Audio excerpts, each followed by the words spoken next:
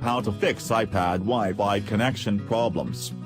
Here are 10 tips to fix the Wi-Fi connection problems on your iPad, iPad Pro, iPad Air or iPad Mini.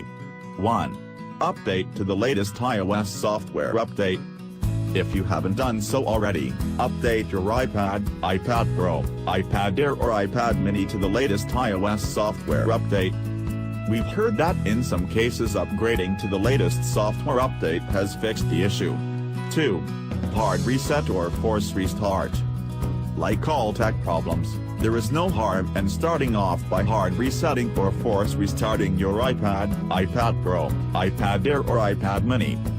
Force restart, hard reset, force reboot, all mean the same thing and you will see these phrases used interchangeably. Follow these steps to force restart iPad, iPad Pro, iPad Air or iPad Mini. Press and hold sleep or wake, or on or off button. At the same time, press and hold the home button. Pressing the home button may end up invoking Siri. But keep holding both the buttons for at least 10 seconds until the screen turns black, and then switches back on to display the Apple logo. Wait for a couple of seconds until your iPad boots up completely and displays the lock screen. 3. Forget Wi-Fi network and rejoin. If you're not able to connect to a Wi-Fi network, and being prompted that the password you've entered is incorrect despite entering the correct password, then try to forget the Wi-Fi network on your iPad and join the network again. To forget the Wi-Fi network, tap on the Wi-Fi network from the list under Settings then Wi-Fi. Then tap on Forget this network. You will be prompted with a pop-up message asking you if you want to forget Wi-Fi network. Tap Forget to forget the network. Now go back to Settings then Wi-Fi, select the network again, enter the password, and join the network again to see if it helps. 4. Reset network settings.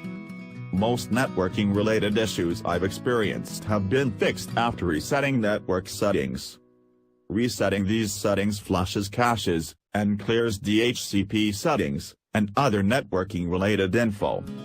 To reset network settings, open the Settings app, and navigate to Settings then General then Reset, and tap on Reset Network Settings. 5. Disable VPN. If you have enabled VPN via the Settings app or VPN app, then try to disable VPN to see if it resolves the issue. You can disable VPN via the Settings app, and navigate to the VPN settings to disable the status toggle from connected to not connected. If you are not able to disable it, then launch the VPN app to disable VPN temporarily to figure out if it resolves the Wi-Fi problem on your iPhone. 6. Disable Wi-Fi networking services.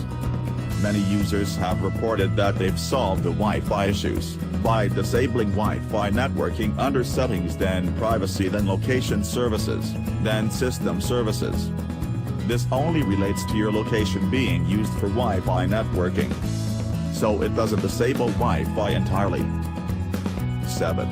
Set custom DNS. Oftentimes, if your ISP's DNS servers are having problems, you can switch to Google DNS or Cloudflare's DNS.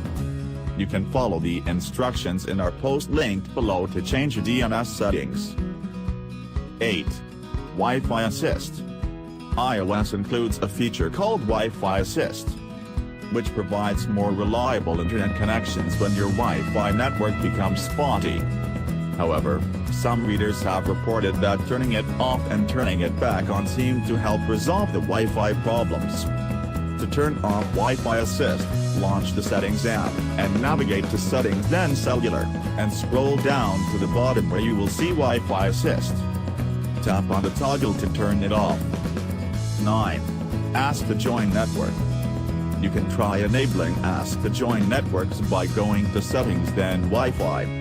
This is not an ideal solution, as you will keep getting prompted to join a Wi-Fi network, but if none of the solutions mentioned above work, then you can try this one.